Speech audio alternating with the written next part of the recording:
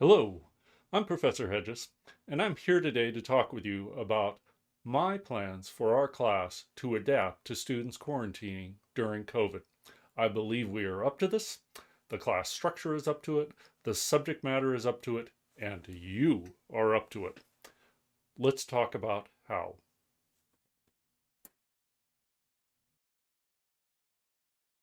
I'm going to begin by talking a bit about the design of the class and how I think that's well suited for dealing with our current circumstances. So I'm going to get scholarly for a moment and talk about pedagogical design, but also design more generally. Let's begin with that. Okay, traditionally, a lot of university courses or a lot of education is designed using what in design they refer to as a waterfall process. You have a plan, which would be the syllabus, and you proceed step by step through the process. You master one stage or you complete one stage, and then you move on to the next stage. You do not move on to the next stage until you have mastered the previous stage. Now, a waterfall process is one which is not very adaptable if a stage moves out, if a stage drops out in the middle. And that's why traditionally it's very important that you're in each and every class. Now, I still feel it's important for you to be in each and every class you can be in. But in a model like this, missing a middle stage can be relatively catastrophic. It can move things, put things to an end. There's another design process which is often used in software design, but is intimately familiar to anyone who's a writer or an artist, and that's called agile design. Now, agile design is an iterative process, which is a Latinate word for repetitive process. You iterate, you take things through several iterations. So you have a plan, you critique, and you show it right away, even if things aren't perfect. Last term, I referred to those using a term from Annie Lamont as your shitty first draft. You know, you do not try and perfect things before you share them and get feedback on them. And then you take it through another draft. And then you take it through a third draft. And you keep iterating on your design until you have something down. I also believe that is an excellent way to learn. And it is a way that is familiar to anyone who plays a video game. If you aren't dying in a video game, if it's that kind of video game, you're not trying. It's not a very challenging game. And in a video game, you get pretty used to failure. In some video games, more than others. And that's just part of the process you go through as you go through the video game. I believe this class is similar.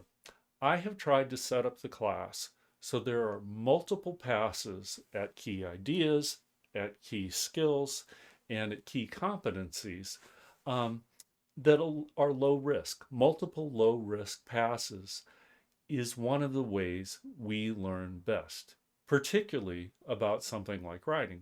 Now, what does this mean when it comes to COVID and quarantine? It means that if you miss a week, if you miss week 2, for instance, or past 2 at something, yeah, you won't get as much practice, but it is less catastrophic than if the class was designed using a waterfall process. The fact that we meet over the course of the entire year also gives us a good deal of wiggle room. So that is that. That is the design process of the course and why I think it will be more resilient to students quarantining over the course of the term as Omicron, presumably spreads and hopefully mild for everyone. I believe the class structure can absorb it. Now I'd like to talk with you a little bit about what I'm specifically going to ask each of you who are quarantining to do and some specific measures I am taking so you do not feel that you're falling behind. I've tried to keep our quarantine measures relatively simple so they are sustainable for you and just as importantly for me. This I believe will be an ongoing rolling kind of problem. So here are the measures I am taking. First of all, At the beginning of each class, the students who are there will be reviewing the previous class, working with me to review the previous class.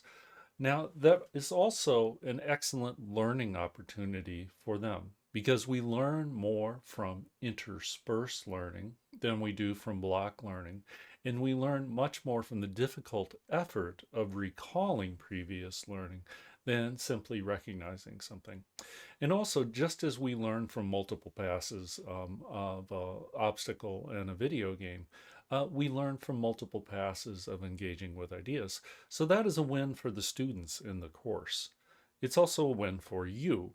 I will be posting these summaries, including screenshots of whiteboard notes I take during class and any graphics I use in class. I will be posting those in the announcement section of Moodle. So it's a good opportunity for the class to consolidate their learning by reviewing it in a slightly different context. And it's a good opportunity for you to have a sense of what we did that day and how we made sense of any readings in the course. Secondly, I will be conferring with each of you over Zoom.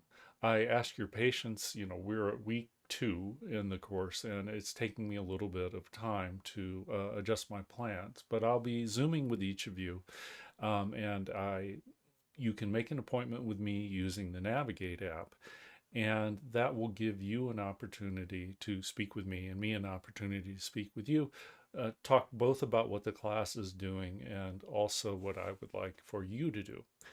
And what I would like for you to do, and I will speak with each of you individually about this, is a short kind of writing assignment where you engage with the reading or the topic of the course that you missed.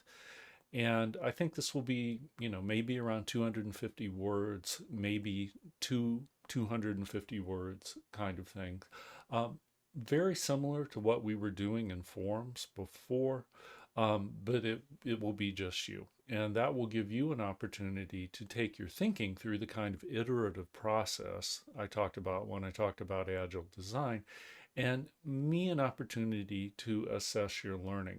Now, as I've discussed in class many times, I uh, have been influenced by the pedagogical approach called ungrading, where I try to use means other than a grade as a primary way of assessing your learning. It takes a little longer. It may be unfamiliar. I think most people were pleased with how that worked last term. I was certainly pleased. And that gives us, again, a good deal of flexibility. So we're not playing what one of our readings called the game of school, where you're just kind of, everything has a point and you're trying to game that system. Instead, it's much more focused on assessing how you are learning. And that's one of the luxuries of teaching a writing class and teaching a class where I'm with you all year, is that I can take the time to give a more detailed kind of assessment of how you are learning and give you more detailed feedback about how that is going. Well, that's all I have for now. I don't want to go on too long. Looking forward to seeing you over Zoom, and I am confident that working together we can all get through this in a sustainable way. Take care.